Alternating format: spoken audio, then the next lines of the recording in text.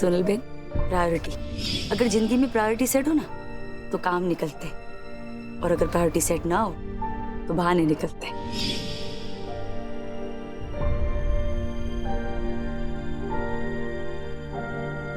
मनीष, मनीष, क्या हुआ सोनल? चलो। चलो? कहाँ चलो? तुम चलो तो सही। अरे लेकिन कहाँ जा रहे हैं? आप दोनों कहाँ जा रहे हो? हम दोनों नहीं, हम तीनों जा रहे हैं बेटा। तीनों जा रहे हैं? सोनल, दिवाली का दिन है, मेहमान आने वाले होंगे, और जाना कहाँ है ये तो बताओ। हाँ, पुष्पा बेन के पास। सी, नीलिमा हमारी कोई नहीं है, लेकिन पुष्पा बेन तो है। आज नीलिमा की बेल हियरिंग है, मैं कोर्ट जाऊंगी।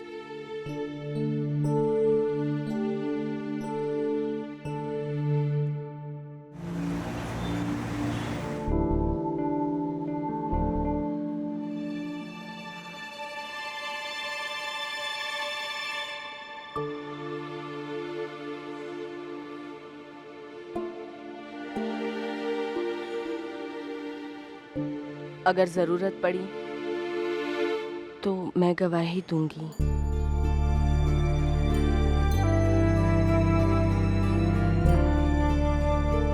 आपसे यही उम्मीद थी सोनल बहन।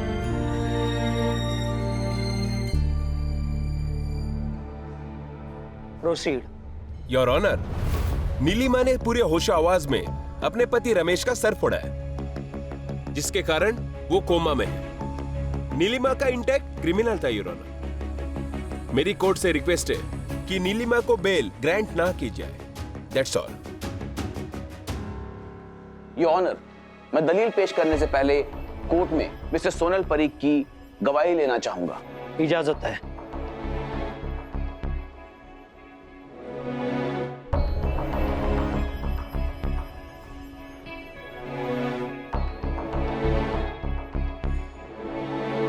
सोनल जी, आप रमेश के साथ हुए हादसे को प्लीज जज साहब को साफ साफ बताइए।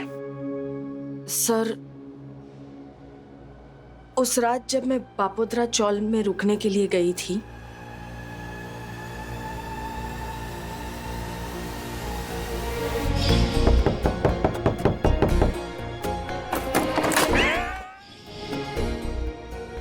वो आदमी जानवर है sir.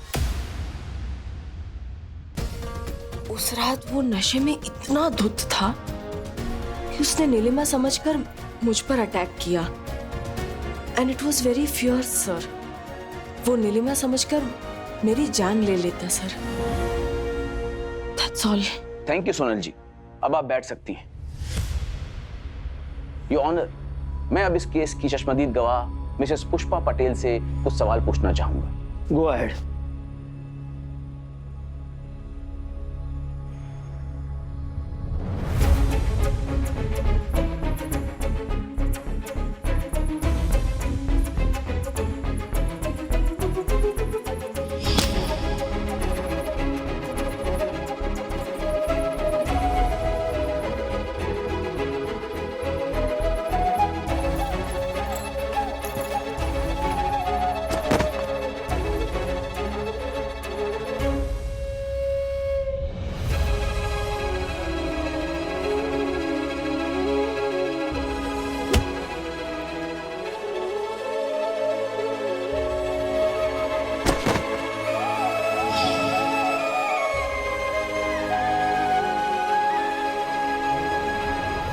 Thank you Pushpa ji, आप बैठ सकती हैं।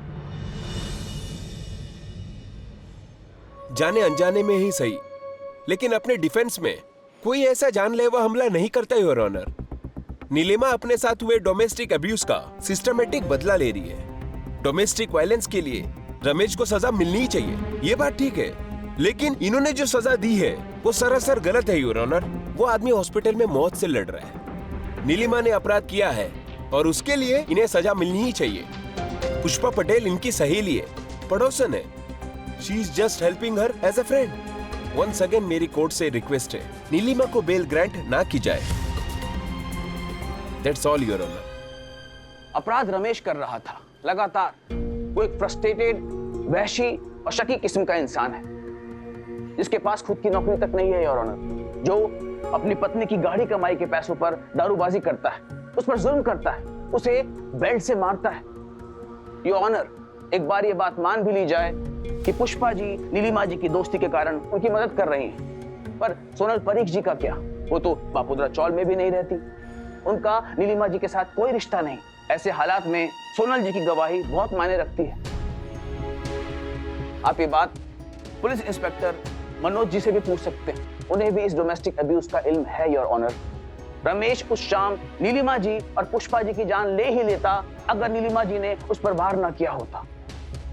इस देश के सर्वोच्च न्यायालय सुप्रीम कोर्ट का प्रीवियस जजमेंट मैं आपकी नजर में लाना चाहता हूं योर ऑनर, जिसके मुताबिक राइट टू सेल्फ डिफेंस दूसरों के बचाव के लिए भी इस्तेमाल किया जा सकता है, और ऐसे केसेस में दोषी को बाद में बरी भी किया जाता है। योर ऑनर, रमेश बोल नहीं सकता, गवाही नहीं दे सकता। ऐसे हालात में मैं इस अदालत से दरख्वास्त करूंगा कि तब तक के लिए नीलिमा जी को बेल दिया जाए। नीलिमा जी एक साधारण घरेलू किस्म की महिला है, जिनकी जगह जेल की काल कोठरी में नहीं है। नीलिमा जी का कोई प्रीवियस क्रिमिनल रिकॉर्ड भी नहीं है और ना ही कोई दूसरा ठिकाना, इसलिए मैं इस अदालत से दरख्वास्त करूंगा कि उन्हें बेल पर रिहा किया जाए।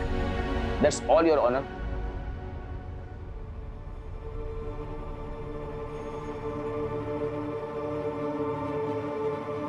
सारे आर्गुमेंट सुनने के बाद अदालत नीलिमा को बेल पर रिहा कर रही है।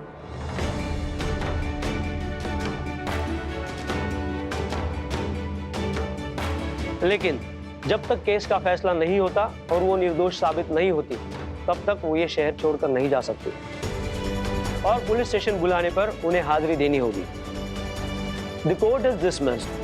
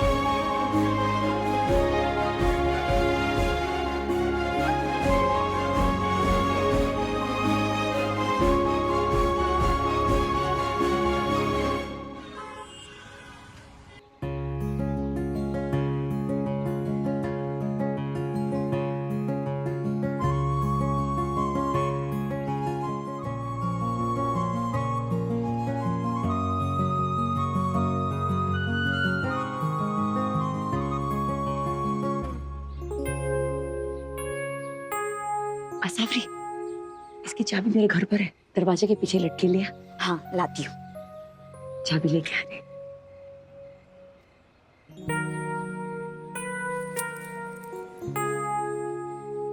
नीलिमा, सुख दीपावली।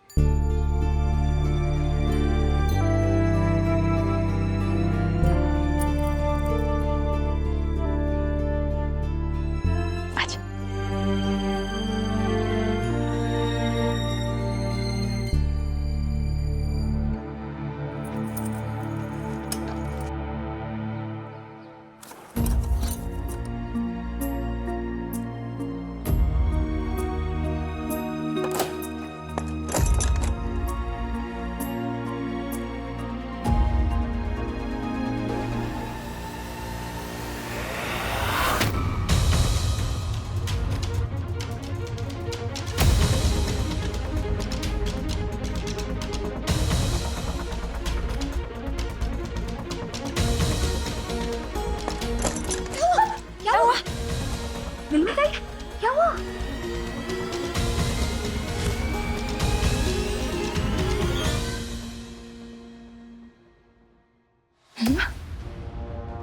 मैं अंदर नहीं जा पाऊंगी पुष्पा, मैं अंदर नहीं जा पाऊंगी। हाँ, आप मेरे साथ मेरे घर चलो। हाँ, आ जाओ। चल, तू जा, मैं बंद कर दूंगी। हाँ, चल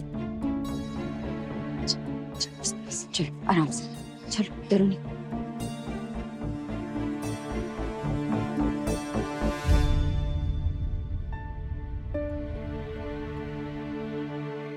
माँ पापा क्या करने वाले हैं? पता नहीं। और तू भी रह गई थी ना पूरी चाल के सामने चिराग की साइड लिए बगैर। उनके गुरूर को ठेस पहुंची है। माँ दोस्त अगर दोस्त की साइड ना ले तो वो कैसी दोस्ती है, खासकर जब पता हो कि दोस्त गलत नहीं है। आप भी तो दोस्ती के लिए पापा के खिलाफ गई थी ना, पुष्पा आंटी की साइड ली थी ना आपने? हाँ ली थी, और उसका नतीजा देखा ना तूने।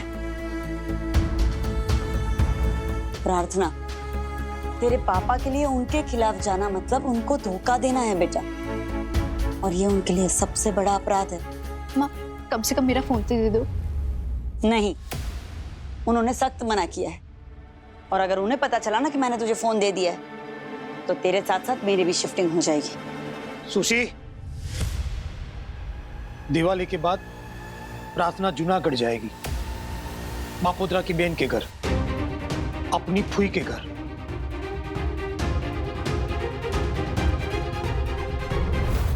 अरे पर इसकी पढ़ाई?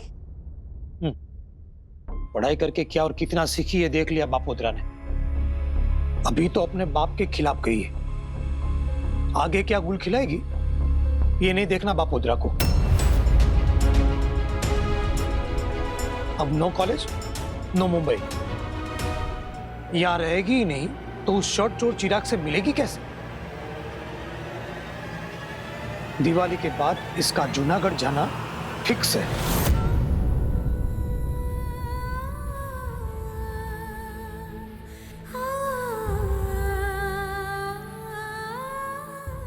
प्लीज, मैं आपको दुख नहीं पहुंचाना चाहती थी।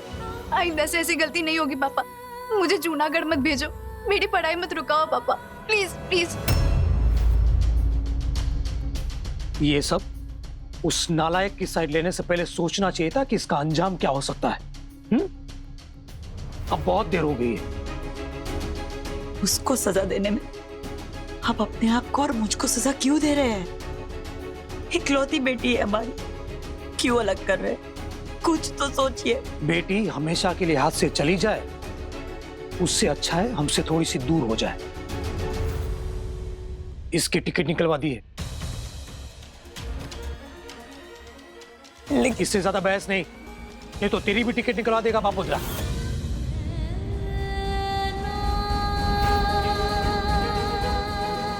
मम्मी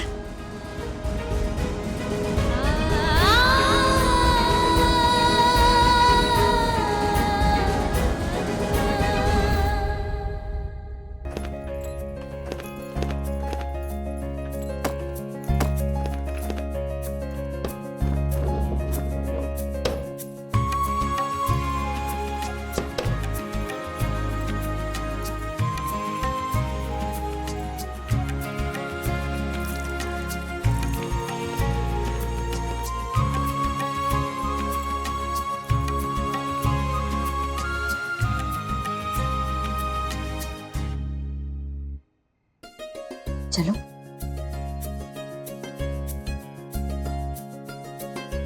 ऐसे दोस्त जरूर मैंने पिछले जन्म में कुछ अच्छे कर्म किए होंगे।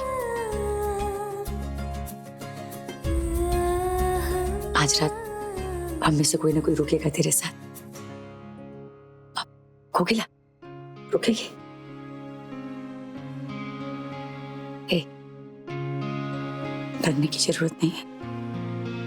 कुछ भी लगे तुरंत फोन करना, और ज्यादा सोचना मत। पक्का? चल चलो।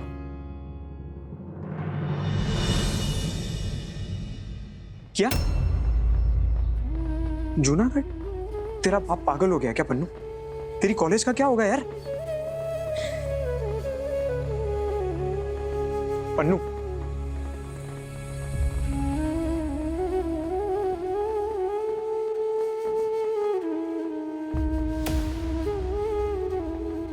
देख तू रो मत ऐसे यार। ये भी तो हो सकता है ना कि वो गुस्से में बोल रहे हो। एक बार गुस्सा शांत हो जाएगा ना तो तेरा जाना कैंसिल कर देंगे।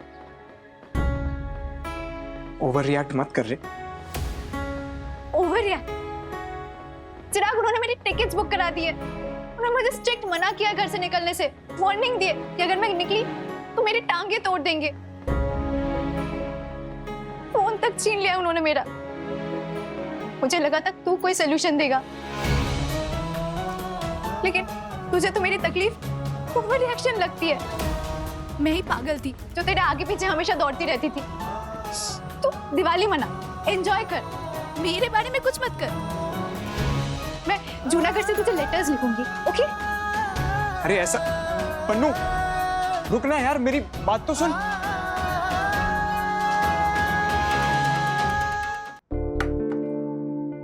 पुष्पा ताई, आप? काकू वो खमन लाई थी, दिवाली है तो। इसकी क्या जरूरत थी? काकू माँ है मेरी। उन्हें खाना चखाने नहीं, ठहराने आती हूँ, क्योंकि उनकी वाह से ना मेरा खाना प्रसाद बन जाता है। आप बहुत क्लोज है ना उनसे? सर पे माँ बाप का साया नहीं है, इसलिए बहुत कदर है मुझे काकू की। मुझे ये क्यों, पूरी चाल सम्मान करती है काकू का। बड़े बुजुर्ग हमें कटकटिए कचकचिए लगते हैं, होते भी हैं। हर कोई तो दूध का दूल्हा नहीं होता। पर काकू जैसे ना बहुत कम लोग होते हैं जिन्हें स्वमान के साथ बड़ा होना आता है। जहाँ श्रद्धा हो वहाँ पत्थर भी पूजे जाते, और तेरा तो स्नेह ही ऐसा है। मस्त लग रही हो काकू।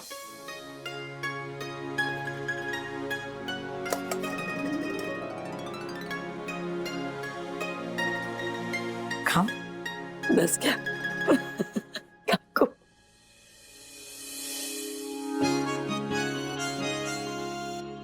कैसा है? अजवाइन डाली है ना? काकू, तुम गुजराती लोग हर चीज में थोड़ा मीठा मिलाते हो ना, स्वाद ही बदल जाता है।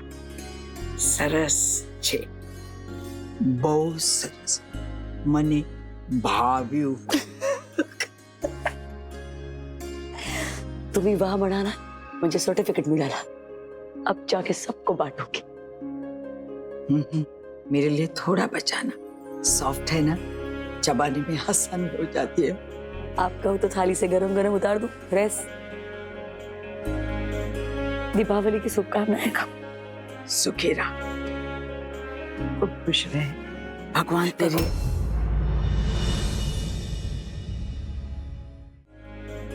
दीपावली की शुभकामनाएं खाओ। सुखी रहा, खूब खुश रहे, भगवान तेरी।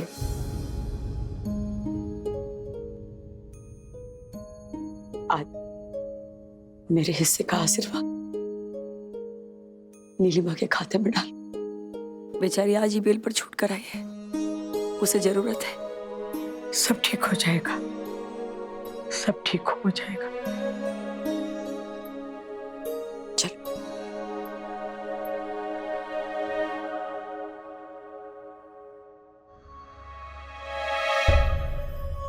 पड़ोसी के साथ अच्छा रिश्ता बनाया है आपने। पराये कब अपने हो जाते हैं पता ही नहीं चलता। ठीक वैसे जैसे अपने कब पराये हो जाते हैं उसकी भनक भी नहीं लगती।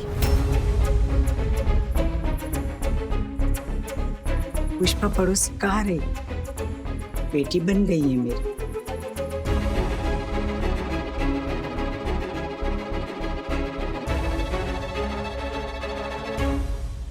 जब तक ये पुष्पा है हमारा काम आसानी से नहीं होगा। जो रास्ते का रोड़ा है उसी को सीढ़ी बनाना पड़ेगा।